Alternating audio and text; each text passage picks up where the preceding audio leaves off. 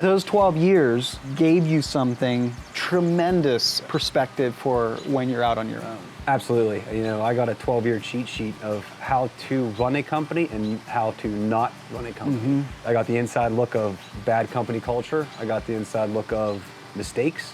I got the inside look of successes. I was fortunate to have a behind-the-scenes look at a few organizations of what they did well, what they did wrong, and take some of that stuff and apply it here heavily. Sometimes my guiding barometer of decision making is, what would some of these people I know do? I'm doing the opposite. This is an uncomfortable decision or feeling, but I know I'm not going that route that I've seen people go down before. So we're gonna rely on some faith here and make some decisions that are unconventional in this company, for sure. All right, good morning, everybody. It's good to be back here on the Cost of Doing Business show. This is my first episode in the field this year already. So last year, way to go, man. 2023, let's do it. I'm here with Alex Bulow from the greater Pittsburgh area, just north of Pittsburgh here. And I forget exactly when you signed up for SynkedUP. It was last year sometime, Last year, right? yeah. Last fall we got it dialed in and started using it in December. Yeah. So there's a fair amount of users out here in the Pittsburgh area. So we're out here hanging out. We were visiting some job sites. Got to see your stone quarry where you get that awesome sandstone, which I'm going to make sure Tussie finds. And anyway, the whole point of the podcast is just to have a good conversation, sharing stories, sharing, I often like to ask questions like, what was the best advice you ever got or whatever, but just get underneath the surface of what you see on social media, what you see from a distance, and there's a level of encouragement, I believe, that comes from hearing other people's stories and realizing you're not alone in the challenges and the struggles. Sure. And so if you're listening to this, it's all about getting some perspective and getting some encouragement to keep on grinding the grind and fighting every day. So thriving, not surviving, Yeah. But welcome on the show, Alex. Thank you. Appreciate you having me, for sure. Absolutely. So I enjoyed getting to know you this morning. Obviously we've had hours of conversation already, but give us an intro of yourself and your business and for our listeners here. All right. So my name is Alex Bulow. I've been professionally landscaping since 2006, where I started working for a larger contractor in the area. Started there as green can get, man. The only thing I brought to the table was I could build a waterfall because I worked at a pet store and build koi ponds on the side. When I started that job, I was lowest guy on the totem pole, $12 an hour. And I didn't tell you this, but one of the funniest memories was one of our first spring cleanups. I didn't know what I was doing at all. And Howard, the foreman, I love that guy. He taught me a lot. He was a seasoned foreman. Said, go grab the string trimmer and do the edges of the beds. And too embarrassed to ask him what a string trimmer was, I went and I got it, and I started trimming the edges of the beds. And he said, he came around the corner and it's like, what are you doing? I said, I'm doing the edges. He was like, those are head shears and you're ruining them. So that was my level of green industry knowledge, was taking our nice head shears and just dulling the tips on them, because I thought that's how you cut a bed edge. So 2006, green as green can be. But I made an internal and an external commitment to give it my best shot and make a career out of it. And spent probably 12 years with that company and learned a lot. I learned the inner workings of business to some degree. I learned the industry itself, skills, team building. Went from, in that span, you go from a laborer to a project manager overseeing 20 plus guys, and everything in between. So I definitely walked away with a lot of knowledge, and I was able to see the business from all angles: designer, estimator, foreman, laborer, project manager, recruiter, HR stuff. I got a good taste of the industry. So that was my intro to it. It unfortunately came to an abrupt end that I didn't see coming. Didn't plan for it, and I was, kind of like Weston, all in, support of the company, support of the mission, support of the future of it, and put all my eggs in that basket. And my time there, by God's plan, not mine, was shut off abruptly, and I found myself just kind of in landscape purgatory, so to speak, with not a real direction, not a real mission, and no employment, so to speak. So it was a tough time. It was about 2 years of bouncing around, figuring out what I wanted to do. Through all of it, I knew I never wanted to be an owner, and here we are today. Yeah, isn't that funny? To be an owner of a company, and in this industry specific, because this is what we know, I know it's not easy. And if you're going to do the right thing, it's going to take sacrifice, grit, stress. It's going to take all that stuff. And I just never thought I was cut out for that aspect of it. So I avoided the ownership thing for a long time. After my little hiatus was over, I partnered with somebody, and that was kind of my first taste of ownership, was being a partner. That was the beginning of the pandemic, so things were all, just not normal. Volume was there, demand was there, supplies weren't there. Partnerships new, running a company's new. There's a whole lot of new stuff for me, but we did all right. We made it through the first year of the pandemic, rolled into the second, doing well, and again, the Lord said that wasn't where you're supposed to be, and He opened a new door that I fell through, pushed through, forcefully went through, and that was this company. Through some circumstances out of my control, July of 2021, we started the LLC of SynkedUP, and I've been doing this for a long time, but very new to being the owner. This was the first time the ball was in my court, the decisions were all mine, managing the whole ship was mine, and I am blessed with an incredibly talented crew that we have high expectations for ourselves. In July of 2021, we weren't a baby company starting. We were a seasoned team of veterans that had to hit the ground running at full speed. Yeah. So that's like the 2006 to 2021. Wow. I mean, well, your work shows for it. What you're saying about, yes, it's a new company, but it's seasoned veterans. For sure. And this is kind of cool. It happens a lot, like where I kind of get to know someone over what I see on their social media, on Instagram, and then we met for the first time this morning, right? Yeah.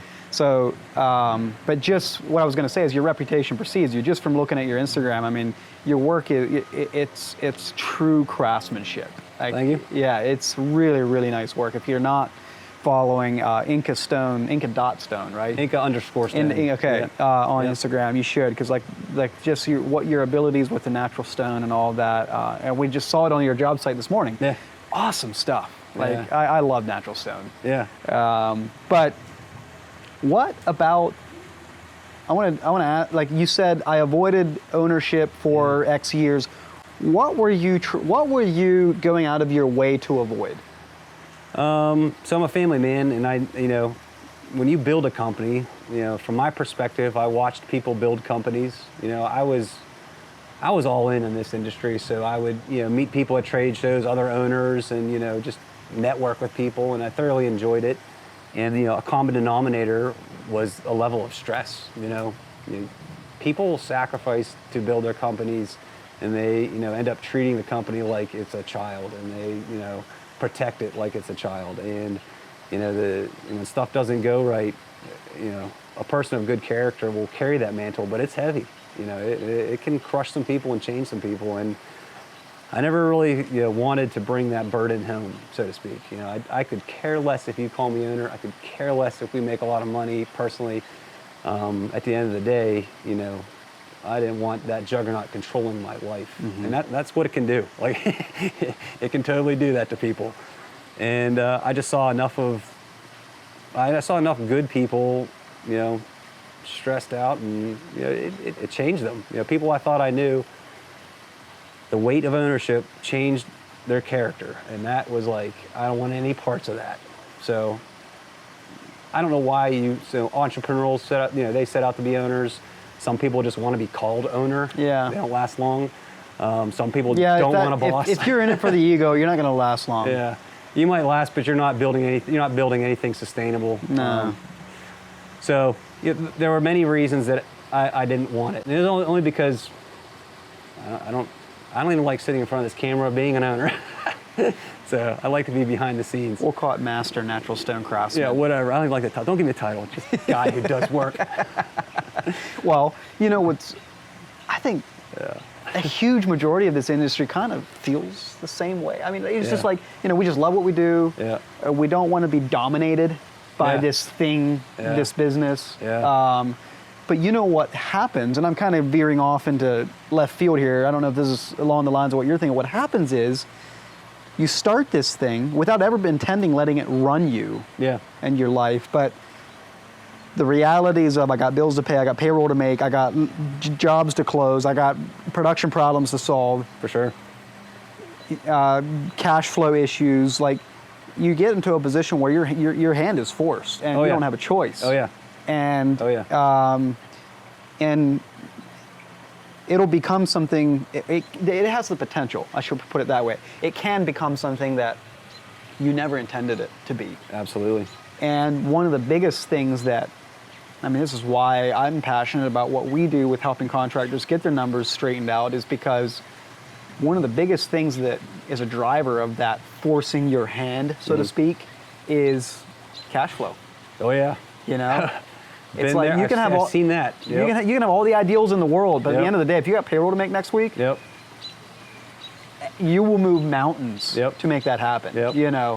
And there's another truth that is maybe I would say, I don't know if stereotype's the right word, but of people that are really good at what they do. They're really good craftsmen, but are allergic to the office and are like, I don't want to be a master at business. I just want to do what I love to do and make a good living at it. For sure. So I can relate a lot to what you're saying. Like I feel like, and even what you're saying with your story of, you were all in at that company for 12 years, starting at 06. I started in 07. There you go. At Tussey. There you go. Yep. I started at $8 an hour though. Yeah, they're cheap out there. But I thought I was making good money. I stopped, I stopped working at a woodworking shop where I was making like minimum wage, and I got $8. Well, that's more than minimum wage, know. And I didn't even have a license. I was biking to work 12 miles one way, twice a day. Beginning of the day, end of the day. But so I know what you. For me personally, I can identify with what you're saying about. You're here. You're all in. You want nothing but for the company to succeed and to thrive. Oh man, and absolutely. Bought in. Yeah, at the end of the day, working with people is hard, and things happen. Sure do. But also at the end of the day, God has a plan for us that we don't know. That's right. And my gosh, that's our story for sure. Yeah. And every day we're reminded of it. Yeah. And maybe, God has a plan. Meaning, like, you will become something or do something for people or provide a way for people to make a living or provide a service for people that could never have been if you hadn't walked through that fire. Yep. There's no denying it. Yeah. There's just no denying because that. those 12 years gave you something tremendous perspective for when you're out on your own. Absolutely. I got a 12-year cheat sheet of how to run a company and how to not run a company. I got the inside look of bad company culture. I got the inside look of mistakes. I got the inside look of successes. I was fortunate to, have a behind the scenes look at a few organizations of what they did well, what they did wrong, and take some of that stuff and apply it here heavily. Sometimes my guiding barometer of decision making is, what would some of these people I know do? I'm doing the opposite.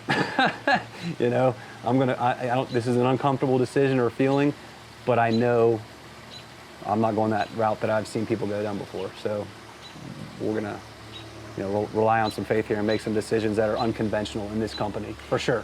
So you kind of knew what you were signing up for, in a sense, you could say, when you started your own business. Was there anything that after you transitioned from working in another company to going out on your own that was unexpected? Unexpected. Honestly, nothing unexpected. The level of it was probably higher because you just don't know until it's coming at you. You know, the emails, the texts, the calls, the volume of work, the process, estimate, bid, the insurance, all the back end stuff to do, you know, QuickBooks to manage.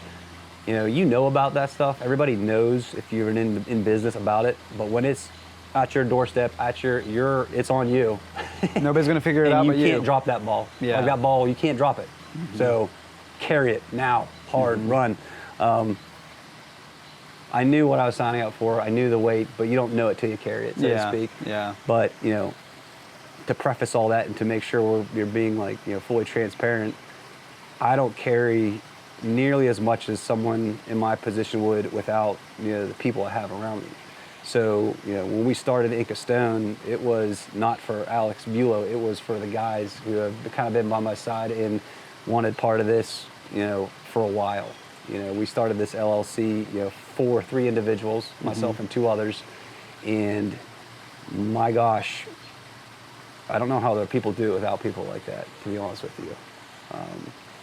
There's a lot of contractors out there. I'm friends with them, and they're owner-operators. They're in the field doing it. They have good guys, but they don't have the talent. They don't have the talent that we do, And I definitely remind myself not to take that for granted. That's the easy one to take for granted. So our rapid climb and a rapid, what I would call success, is strictly founded on, my component is the experience I have of being in the industry so long. I went all in and taught myself a lot of stuff. The 2 guys that are every day showing up and absolutely killing it. And then our like I told you, our secret weapon, my wife, stepping up to do QuickBooks. She doesn't have any training in accounting, doesn't have, she was as green as accounting to I was at landscaping. And I told her, I said, hey, in order for us to hit the ground running, here we go, here's your quote. We've got to know our numbers because cash flow is king.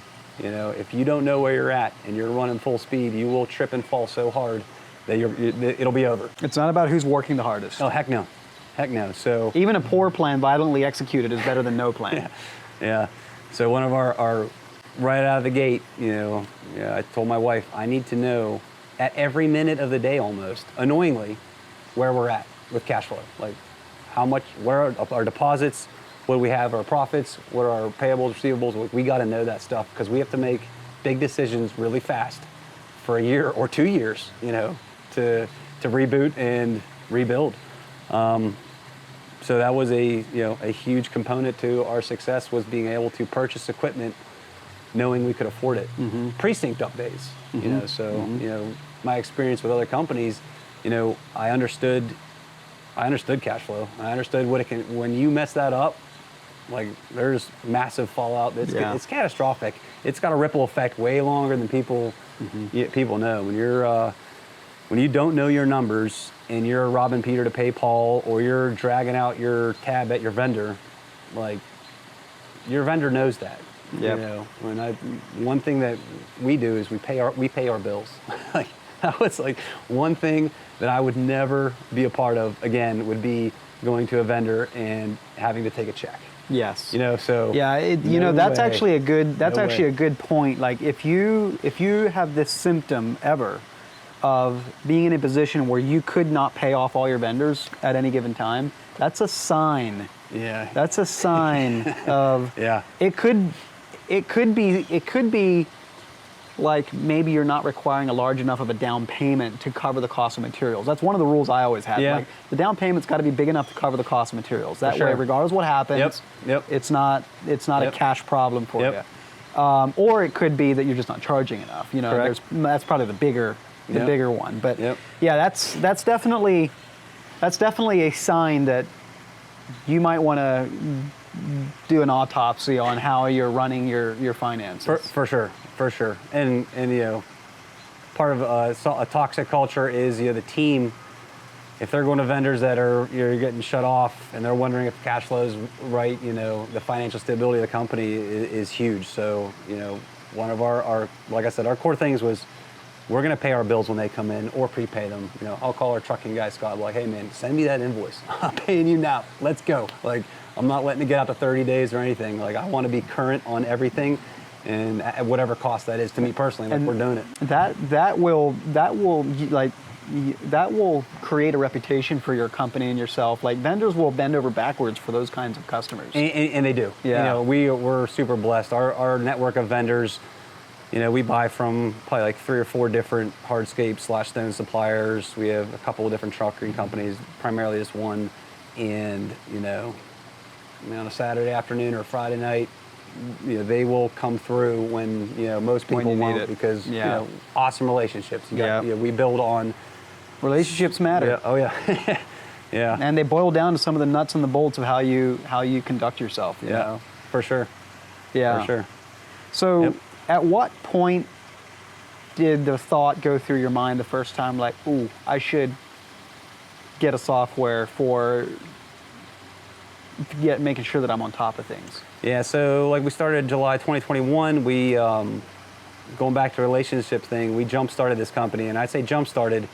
We hit the ground running, doing some subcontract work for some local companies, awesome guys. We had relationships built with them, and we were able to not miss a beat in payroll or anything. You know, that was great for the fall of 2021. Come summer of 2022, we were, you know, seeing the work to start to come in and forecasting our year and managing that amount of money. Yeah, you gotta, you know, keep an eye on it. You got to know where you're at. The bigger the numbers, the bigger for potential loss. Oh, heck yeah. And I know I'm not an owner. I don't know. I was kind of thrust into this at full speed. Yeah. And if I'm going to be the weakest link, I need to eliminate all those odds of messing up. So we had a previous company used LMN, and I was comfortable with that. We had reached out to them. I actually set up a budget with them. That was like early spring of 2022, and I was still estimating on spreadsheets and gut feel, which you can get so far. Yep. But I knew that we were going to implement a software at some point. You know, but this early in the company, I wanted to keep our overhead low, so we're like, well, we'll do the onboarding in the fall of 2022. Mm-hmm. That's when we're going to do it. Mm-hmm. And, you know, sometime around June, I don't know when it was, of 2022, we're looking at our sales and our projected sales, like, oh my gosh, you know, we're moving. And this was way too much money to, you know, not take seriously. So I think it was probably like July or something, I reached out to you guys and just wanted to hear your philosophy versus LMN, because I knew we're going to be 2023, we're tracking time. Like, we are going all in on software. I don't have time to do Excel sheets. I need to make our bidding faster. We got to get organized. You know, 2023 is the year where we're going to have that implemented. And, you know, comparing SynkedUP to LMN, I was familiar with LMN, but... yeah, I was going to ask you, like, that was something you knew, something you were familiar with? Yeah, so I estimated on that for, I don't know, 6-7 years, easy. So why, why did you choose SynkedUP? Yeah, so, I mean, it's pretty simple, and it's kind of wild, you know. I watched Weston's videos back in the day of Tusty Landscaping, and, you know, you can see, and this is a shameless plug for you, you know this guy's all in also. Yeah, I knew Weston through videos, but you also knew he was passionate about the industry, and he wasn't, you know, big corporate America, and he's a contractor first, then a application developer. So I wanted to hear, you know, SynkedUP's pitch and the job costing, the ability to do most of the stuff from your phone, which I spent a lot of time in the truck doing change orders or whatever, you know, estimates. That was a huge selling point. And then, you know, we're huge on relationships and customer service. So, you know, SynkedUP was a smaller company, and I knew, you know, that we would have immediate attention, at least in this stage, while you guys were, you know, getting out and getting going. And so we told LMN, sorry, we're out. And signed on with SynkedUP and had our onboarding in the fall of 2022. And set the budget up with your guys, and it was wild because we were able to compare what we'd been doing to what you said we should do based on our data, and it was in line. So it was like an affirmation that we already knew what we were doing, but you know, it's good to have that affirmation that, you know, your numbers are right, you're charging the right price, you're going to recover overhead, all that stuff. And we actually did our first project in December of 2022 with SynkedUP. You know, a little ahead of schedule. We were going to do it in 2023, but it was cool. It worked out great. And in the field, the guys, you know, it was easy transition from LMN, very, you know, seamless, you know, process, and gave us the data we needed at the end of that year to track hours, do some job costing, just to, you know, kind of make sure we're on track for our estimating. So what was the biggest thing, like before you actually were running on all cylinders with the software to now when you are, like what's the biggest difference? Is it that confidence that you get from knowing and you can connect your rationale back to numbers on a screen? Like where instead of like the anxiety of not knowing? Yeah, so I mean the easiest thing to track is hours. Like, you know, hours are king, so to speak. We sell man hours. You'll recover overhead on some machines and material, but I mean hours are the first thing to track, and any application makes it easy to do that. So from not knowing your hours to knowing your hours is like the baby step of knowing how you're doing on a job, and then it's material, and then it's scheduling, all that stuff. So I think like the biggest change from implementing it was the peace of mind saying, you know, my gut told me we were over on hours, but actually we weren't. You know, actually we did pretty good. But if I wouldn't have tracked it, I would have been a stressed out mess. Yeah, thinking, isn't that funny how we kind of manufacture this stress for ourselves? And like, I still do it to this day. If I don't look at the where we're at, my gut says, we're probably not on schedule, and then we'll look it up like, hey, we're doing good. Yeah. Yeah. So. And it all you can probably relate to this, but I know as a foreman when I was running the projects at Tussey, it gave you the confidence to whatever. Let's say maybe someone critiqued you for managing the job that way or the logistics this way, and it's like, well, hey, I'm on target, you know, and or you know, if you busted your tail and you still didn't make it, you know, that gave you something to stand on to say, hey, the next time we bid similar work, we should, and here's why. Absolutely. You know, instead of it being like it can almost on the surface maybe look like a personal conflict or a personal challenge when you can connect it back to here's how I feel and here's why, and point at the data, that really it kind of can pare back the complexities of personal relationships and just allow you to base it on fact. Accurate data is like an anxiety pill. Like it doesn't lie. Yeah. You know what I mean? As long as your data is accurate. Yeah. You can make data inaccurate. You can. As long as you're diligent and make it accurate, like there's no negotiating the outcome. Yeah. It is what it is, and you got to make a decision based upon that data. So. And there is something that's to be said for that feeling of just knowing, because I've watched people, I've done budgets with people where they had never done a budget before in their life, and we get done with building the budget, and maybe the story's not all that great, you know, maybe there's problems, but you can still see a sense of relief fall over them because finally they know, and they know exactly what the problems is, and they know exactly what they're going to work on, what they're going to do next. For sure. And that's, as a business owner, that's huge. It is. It definitely is. Yeah. Yep. What about, I run into some people sometimes that are as big as 1, 2, maybe even 3 crew companies, and they're struggling with implementation. And they're saying things like, you know, I don't think we're big enough. I don't think we need it. And I know you have yourself and your 2 fellows and some subcontractors you work with, you know, so what would you say to that? So I'm passionate about a few things. One of them is efficiency and running lean. Obviously, a craft is one of them. You cannot be accurate and efficient without good data. You can run on spreadsheets and napkins all you want. It can be comfortable, and at the end of the year, you can make money. That's awesome. But if you want to, I don't want to use the word squeeze, but maximize your efficiency, you cannot do it without tracking data accurately. It just you can't do it. So the nerd in me likes the data collection and to know where we're at, and it's a way to have a company with healthy margins without scaling to more people is kind of what it did for us. So I would say to other, you know, owners, operators, if you want to scale, you can do it within the people you have with good data versus trying to grow with more trucks and humans. You know, it's a different way to do it. And we still have a ways to go, I think. But I think that efficiency in this industry is huge. You know, I think, you know, there's a lot of wasted time, wasted energy, wasted effort without, you know, good data or systems. I think there is as much profit or additional profit or savings or whatever word you want to use to be squeezed out of maximizing efficiency as there is in optimizing your numbers. For sure. You know, because let's say you go from making single digits net profit and you get a budget and you actually get a good hard look and understanding of your overhead expenses and all of that, and you now check the box of knowing your numbers and you go from single digits net profit to 10, 15, 20%. Yeah. There's another 10, 15% to squeeze out inefficiency. Yeah. You know? Yeah. If you're... Absolutely. To the other owners that might be listening, when you squeeze efficiency, you're not squeezing the people doing the work. And that's like, owners can, you know, crack the whip, run when you should walk. Like you're not doing that.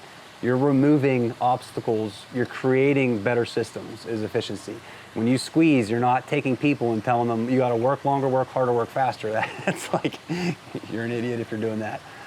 It's literally saying, what inefficient systems or processes can I take out of the way to make this machine go faster? Amen. Yeah. I really am glad you mentioned that because it's easy to misinterpret the idea of pursuing efficiency. Yeah. Because I agree 100%. Yeah. It's not cracking the whip. Yeah.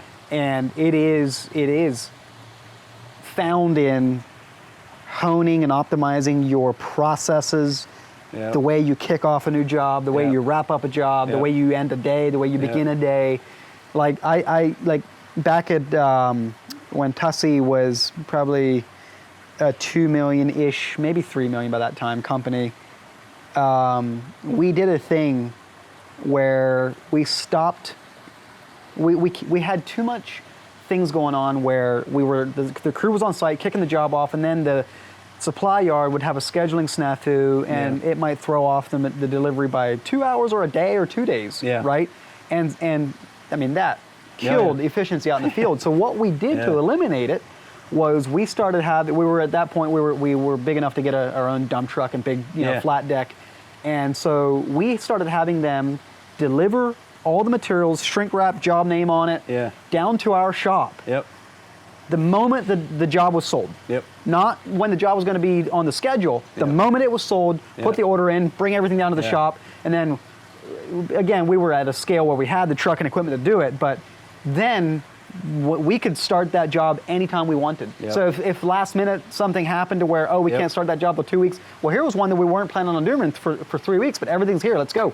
And so it allowed us to be like we were, when I think of before and after, I don't know, I would say maybe 70% of the man hours on payroll were actual production. And it went to 85%. For sure. Were actual production. Like, and I'm totally pulling that number out of my head. It was just, I get it. And being able to control the schedule, that's another thing. That's like a whole other side of my, my drive is the schedule is almost king. We would sell jobs last year. We sold jobs in October and put a pin on the calendar this year saying we'll be there the second week of May. And we're there the second week of May. That's awesome. And everything that happens in between is a circus behind the scenes. But if you can schedule your jobs and put them back to back and be ahead of it, I mean, that's another efficiency thing to make sure your production is always going. And just simple little things like down there at the landscape supply yard, we'd see contractor after contractor pulling in there, 3-4 guys in the truck just to pick up 2 tons of stone and go back out again. And it's just like, oh gosh, guys, seriously, like you can't, this is not a hobby, you know? No, so a weird thing about us, we don't own a dump truck. You were saying, we're top line, over $1 million, but we don't even own a dump truck. We have an awesome relationship with a trucking company, Scott. He brings us our material. He hauls out our spoils. I mean, we have a dump trailer if we need a little bit, but we direct report to the job. We hire skilled tradesmen, not truck drivers. That's efficiency, man. I mean, we squeeze it pretty hard. It doesn't work for everybody, for sure. You have the right people to do that. The way it comes back to the relationships that you can build, for you, taking on the liability and the overhead expense of a $100,000 dump truck. Versus having a good relationship with someone that answers when you call them and fulfills the need. Now you're not making that payment or that insurance or whatever it is on that dump truck for 4 months over the winter when it's like, so that's a great example of saying, do you really need that dump truck? You don't. A delivery is know? $40. How much Yeah. are you paying a guy to drive to pick something to drive back? Lost downtime, lost production. Have somebody else dump it. Yeah, Like, you know, and geez, just oh, man. just to balance what I just said there with Yeah. saying, hey, do you really need the dump truck? You know, Tussey has 2 of them, they're also running 4, 5, even 6 crews at the scale of. Yes. They literally have a dump truck driver full time, busy all the time. Perfect. You know, Yep. so but if you know, Yep. that's the thing though, is like, are you going to pull? That's a dedicated position. Are you going to Yep. pull your skilled foreman, put him in a truck to go get 2 ton or a couple ton of material? Absolutely not. You know, that's like, not Yep. only are you paying that person to go do the logistics, you're also Yeah. doing robbing the opportunity cost Oh, of yeah. having him actually produce billable work That's it. of finished Yeah. work. You know, I mean, I think all our work is 95% billable. Like there's no non-billable. yeah. You So know, it's all production. those unbillable hours are a very, I mean, they don't show up on a P&L really, Yeah. right? Yep. They're a sneaky thing Yep. that Yep. a lot of people overlook or underestimate, I Yep. guess, on how big of a deal they are. Huge deal. But Windshield time you is know, killer. what's one of your biggest expenses? Payroll. Yeah. You know, and just ask yourself, like, how efficient am I with my payroll? And but I like what you're saying though, to balance that statement out. It does not mean cracking a whip. Nah. It means removing problems in the process and workflow. It's a fine line, you know. Yeah. You can make things so efficient, you like exasperate the crew. They're like, just stop. Yeah, just let us live life. you can go too far. There's a balance Well, to all of this. For sure. Yeah. Yeah. But yeah, I mean, I think efficiency is key, and you know, software, as crazy as it is a giant part of it. Yeah, well, you know, it comes down to just making sure that you can connect your results back to data. Yeah. And so, because the worst situation to be in is when you know something's not well, something's wrong, but you don't know what it is that you need to go fix. Yep. Meaning, this is how it happens for a lot of people. You get to the end of the year, you busted your butt on the jobs all Yep. year long, and you did say $1 million in revenue, Yep. and you're like, I got 15 grand in the bank. Where's, you know, where's the money? Yeah. And Yeah, there that's not can good. be a myriad of reasons why, you know, a whole bunch of reasons as to Yeah. why that would be. But there's nothing more frustrating than that, and not knowing what you're going to go do to fix. Whereas if like you're doing Yeah. with tracking every job, you know before that job's even done, Yeah. if things are kind of off course, off track, and what am I going to learn from this and adjust on my next estimate. Yep. You know, And that's that huge. top line stuff doesn't matter at all. Like that, No. you can't even. You say it because you can put a sales goal. The top line. I mean, it to me, feels is just good, Sales but- goal, but margins. That's Yeah. where you know. I know people that run $500,000 businesses that have a better lifestyle, are better off financially, Yeah. and make a better income than people that run multi-million-dollar businesses. I know. You know? It's crazy. Yeah. It's crazy. So, you know, you decide how big you want to get it, but you need to make sure your margins are sustainable, healthy, and worth it. Yeah. You know? At what point would you say is the right time in your business journey? Like, say you start off from after school to, you know, hiring some guy. At what point in your mind is it like time to, okay, when, you know, obviously right out of the gate you want to have someone in your network, like a mentor or an Yeah. accountant or an uncle or somebody to kind of help you get your books right, whether it's in QuickBooks or Yeah. spreadsheets. But at what point do you feel it's time where the opportunity cost of not having a system wrapped around that is greater than the cost of a software? So for us, our story is a little different. You know, we did not start mowing grass. We have never mowed Right. grass. We've never plowed snow. I was an employee or a partner up until recently, so we kind of hit the ground running and immediately needed software. You know, it wasn't like we built up to it. I think you know, for owner-operators that are spending too much time in the office estimating with spreadsheets and that kind of stuff, you know, software expedites your estimating exponentially. There's a lot of big words there. But, you know, the value of your time is, you got to measure it and know what it's worth. And you need to stop doing like redundant things. You know, we had great spreadsheets. You know, we built good calculators on them. Yeah. At the end of the day, though, you know, they don't generate a proposal. They don't, you know, do a lot of the work for you. You're over to Word doc. You're still finding yourself like, I am doing the same thing over and over again. Yeah. And so what's that worth? It's worth a lot. Take it off your plate, get a software, push the button, send, and it's gone. You know? Yeah. Free your time up to do. Yeah, because it's a little bit like, I like what you said about, you know, get it done, hit send, and it's gone. It's like, once you build your budget, now you can stop beating yourself up over saying, oh, they'll never go for that job. I need to bring my price down. Oh, yeah. And it's like, no, once you know your budget, the price is what it is. It's about streamlining the process of filtering in the leads that come in, Yeah. making sure the leads are coming from your target market, Yep. and getting that quote back to them ASAP so you can get a yes or a no. Yep. And like, so you can get through the no's to Yep. get to the yeses quicker. Yeah, I mean, there's that saying. It's so cliche, but it's like you made your first million saying yes, and your second saying no. Yeah. It has never been more true than us. Our first year, wow, we said yes to everything, dude. I mean, we were doing big projects, and I was cleaning ponds out for $100 on a Saturday. Like, yes, we'll do it. Yes, we'll do it. Yes, we'll do it. That burns you out quick. Second year, obviously with a budget and synced up, push send. I don't care if they say yes or no. We're on to the next bid. You know, if you can't afford it, it's not in your budget, it's not right for us. No hard feelings. We're going to keep going. Yeah. You know, we don't. You know, we're going to be more choosy for sure. Yeah. So we've been fortunate that way. Yeah. Well, let's wrap it up with what is the best advice that you've ever been given in life or business? Oh man. So I knew you were going to ask this question. I didn't have the answer until it popped into my brain. So there's a gentleman named Brad, and he was one of our reps for Site One back at one of the companies. He started Let's Go, and Brad's a good dude. And he's an older gentleman who's been in this industry forever, worked at John Deere, worked at Let's Go, worked at Site One. And Brad told me a long time ago, he said, if you ever start your own company, which you should, he said, keep it small. He said, get a few good guys and enjoy it. I was like, yeah, okay, Brad, I'm never going to be an owner, so that advice I don't take. And here we are, and this is like 10 years after Brad said that, and I'll never forget it. And he was spot on. You know, growth is not, to me, growth in top line companies, they're not a badge of honor. They're just what someone wants. Good for you. You have a $5 million company, okay, you have $5 million worth of headaches, but I mean, that's not for us.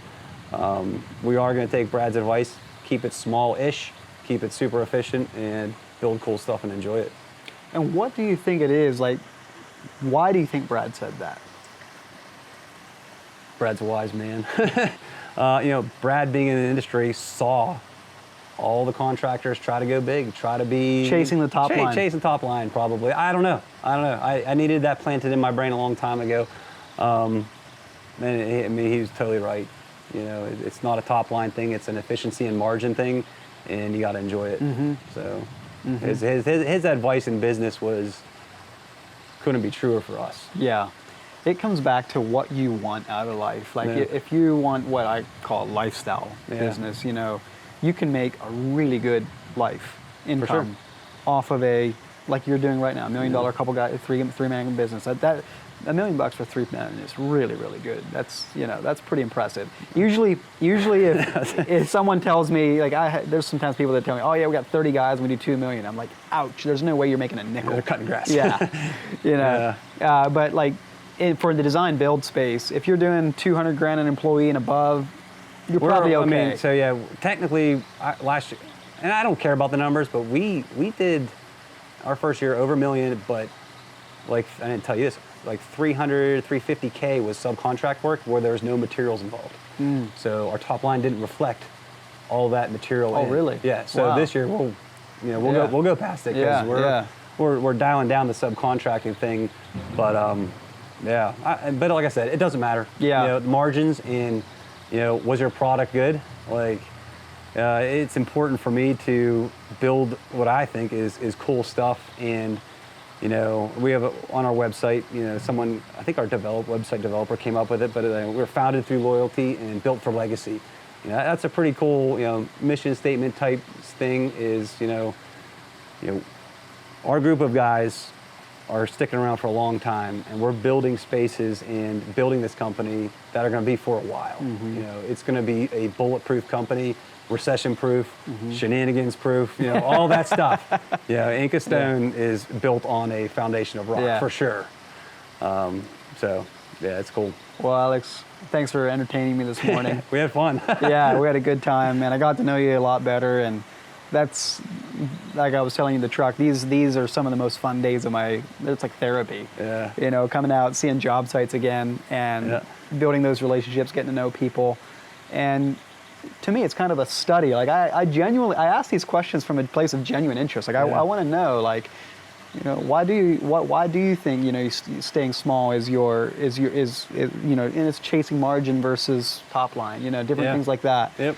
And because I have a lot to learn from everyone, and it's just fun to come out here and have these conversations and share them with you all, so that you can actually get underneath whether you intend to or not. Social media kind of can become a facade. Oh, it is. I mean, you look at see the little 15-second snippets, and we're you know. totally guilty of it. You look at our page; it's a bunch of cool stuff. You know, like I told you, I treat our social media kind of like my personal photo album. Yeah. You know, we don't use it as advertising. It's like, that's cool. But also share it with the world. I mean, it is something like I had a high regard for your work before I ever even met you, just because of so continue sharing it, you know? Yeah, and that's just the last 2 years. We have 12 years of that stuff we can't share. So there you go. There's a lot more of it. Well, thanks for having me this morning. Thanks for coming out. Yeah, Appreciate it. Appreciate it.